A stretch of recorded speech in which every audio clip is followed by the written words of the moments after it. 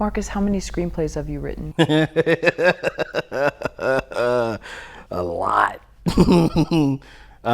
Films or television or both or A total of just, yeah, whatever could be. completed? Yeah.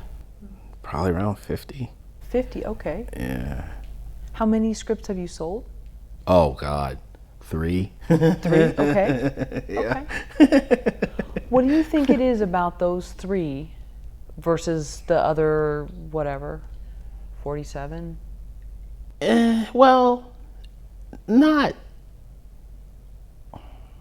It's a very good question. What is it about those 3? I think it's probably access. You know, you don't always write what folks are looking for. You don't always write what folks are looking for from you. And folks aren't always looking to read anything. You know, I mean, when we did I Would Die For You, you know, people were, the town was hungry for, like, what can I put Jennifer Love Hewitt in, and what can I put Ryan Phillippe in, and, like, you know, all of those people, they were hungry for that stuff. And I wrote something that fit that. And so it was like, yes, great. It was a fit. It made sense.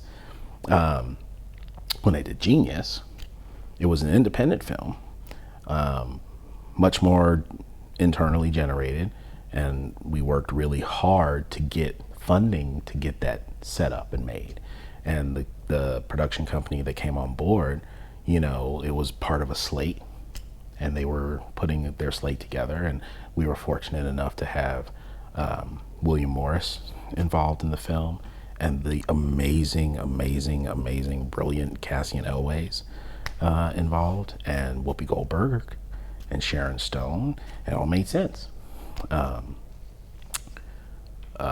you know, the other things that I do, these films that I'm making on my own, you know, I haven't even attempted to sell them or put them out or distribute them in any way, because I want to keep them for myself so I can make them, you know. So it's a mixture of a lot of different things. There are things that I keep to myself because I want to make them myself. And then there's other things that are just out. And it's just not, no one's really into it right now. It's the nature of the beast.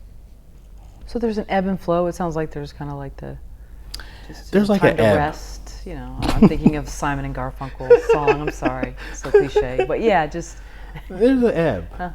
there's an ebb. Okay. There's an ebb. Like ebb and flow sort of says, like, oh, there's an ebb and then there's a flow. There's an ebb. A little bit of flow. Mostly ebb. it's mostly ebb, and it's your job to create the flow.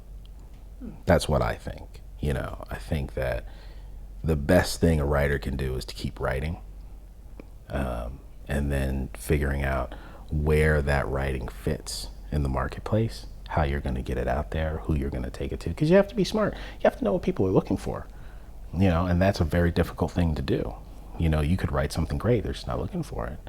You know what I mean? Like television is a lot like that. You know, television is programmed. I was told this by a television executive. Television is programmed not by what's necessarily good, but what they need.